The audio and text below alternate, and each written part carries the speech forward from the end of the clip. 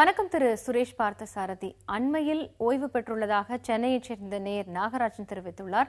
பகுதி நேர பணிக்கு செல்வதாகவும் மாதம் 15,000 ரூபாய் சம்பாதிப்பதாகவும் அவர் கூறியுள்ளார். தனது பிபிஎஃப் கணக்கில் சுமார் 7 லட்சம் ரூபாய் உள்ள நிலையில 50 லட்சம் ரூபாய் மதிப்புள்ள சொந்த வீடு இருக்கிறதாகவும் அந்த நேயர் தெரிவிச்சிருக்காரு. வேலைக்கு செல்வதாக கிடைக்கும் வருவாயை இந்த 2 சொத்துக்களை கொண்டு சம்பாதிக்க வாய்ப்பு இருக்கா அப்படின்னு கேட்டிருக்காரு. அதுக்கு வழி இருந்தா அதை விளக்குமாறும் அவர் கேட்டிருக்காரு. அவருக்கு நீங்க தரக்கூடிய பதில் என்ன?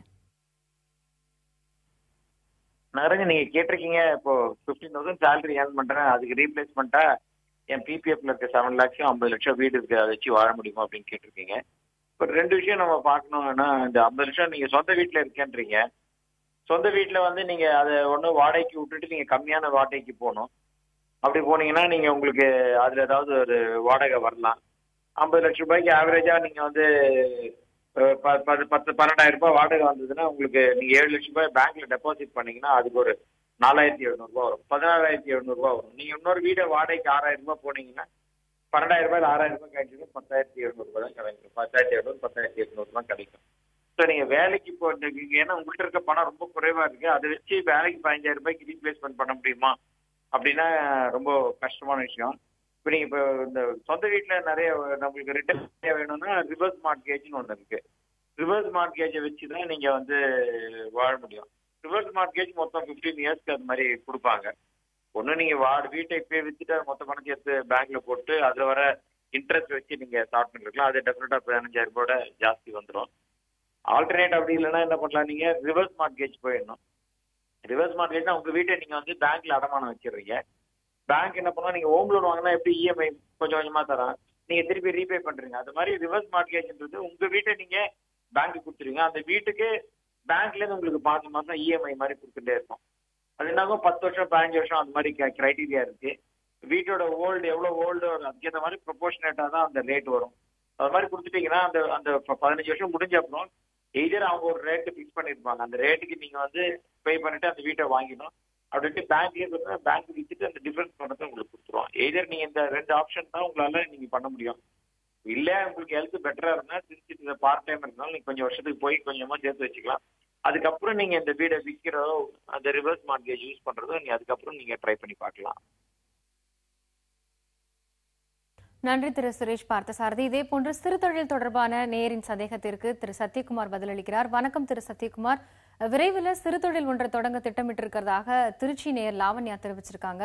தொழிற்பயிற்சி பெற்றவங்களுக்கு வங்கிகள்ல கடன் பெற வாய்ப்பு இருக்கிறது மட்டும் இல்லாம வெஞ்சர் கேபிட்டல் என்ற பெயரிலும் கடன் கிடைக்கிறதா நண்பர்கள் சொல்றதா அந்த நேர் கேட்டிருக்காரு. தனது புதிய தொழிலுக்கு வங்கி கடன் பெறுவது நல்லதா, இல்ல வெஞ்சர் கேபிட்டல் தருபவர்களை அணுகுனா சரியா இருக்குமா, வங்கி கடனுக்கான வட்டியை விட வெஞ்சர் கேபிட்டல்ல செலவு குறையுமா அப்படின்னு லாவண்யா கேட்டிருக்காங்க. அது மட்டும் இல்லாம வெஞ்சர் கேபிட்டல் செய்பவர்களை எப்படி தேர்வு செய்யறது அணுகிறது அப்படிங்கறதும் அவங்களுடைய கேள்வியா இருக்கு. அவங்களுக்கு உங்களுடைய விளக்கம் என்ன? இப்ப நீங்க ஒரு தொழில் தொடங்குறதா சொல்றீங்க. இதுக்கு நீங்க பேங்க் லோன் வாங்கணுமா இல்லாட்டி வெஞ்சர் கேபிட்டல் ஃபண்டிங் வாங்கணுமான்னு கேக்குறீங்க.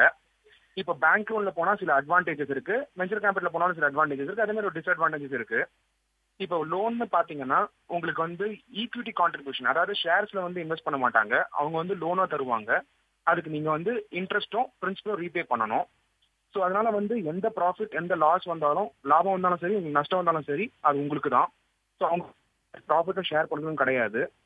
இப்போ பேங்க் லோன் பார்த்தீங்கன்னா உங்களோட இன்ட்ரெஸ்ட் ரேட் 13% 17% வரும். ஒரு வெஞ்சர் கேபிட்டல் கிட்ட போனீங்கன்னா அவங்க எதிர்பார்க்குற ரிட்டர்ன்ஸ் உங்களுடைய பிசினஸ்ல இருந்து 5 டைம்ல 10 டைம் வரைக்கும் உங்களுடைய இன்வெஸ்ட் பண்ண அமௌண்ட் மேல ரிட்டர்ன்ஸ் எதிர்பார்ப்பாங்க.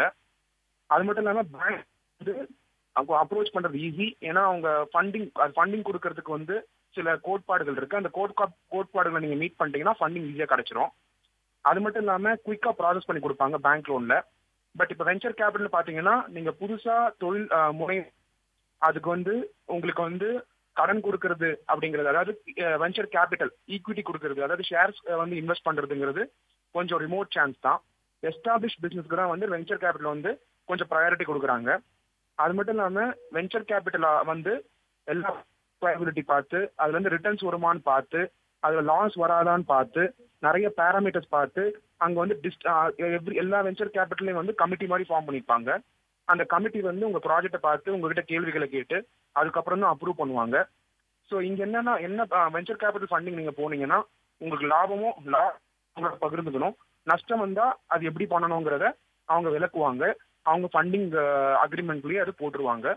ஸோ அதனால என்னோட சஜஷன் வந்து நீங்க தொழில் முனையறதுனால இனிஷியலா பண்ணும்போது பேங்க் கிட்டயே நீங்க வந்து லோன் வாங்கி நீங்க தொழில் ஆரம்பிச்சுட்டு அதுக்கப்புறம் ஃபியூச்சர்ல நீங்க எக்ஸ்பான்ஷன் பிளான்ஸ் போகும்போது நீங்க வந்து வெஞ்சர் கேபிட்டல் அணுகிறது நல்லது.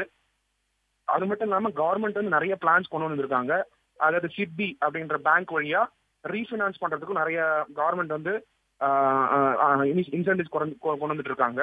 அது மட்டும் இல்லாம பிரதமர் வந்து இண்டிபெண்டன்ஸ் டே அன்னைக்கு stand up India start up India அப்படின்ற சில ஸ்கீம்ஸ் எல்லாம் ரோல் அவுட் பண்ணிட்டு இருக்காரு. அதுக்காக ஃபண்ட்ஸும் அலோகேட் பண்ணிட்டு இருக்காங்க. இது உங்களுடைய பிசினஸ் தொடங்குறதுக்கு என்னுடைய வாழ்த்துக்களை தெரிவிச்சுக்கிறேன். நன்றி.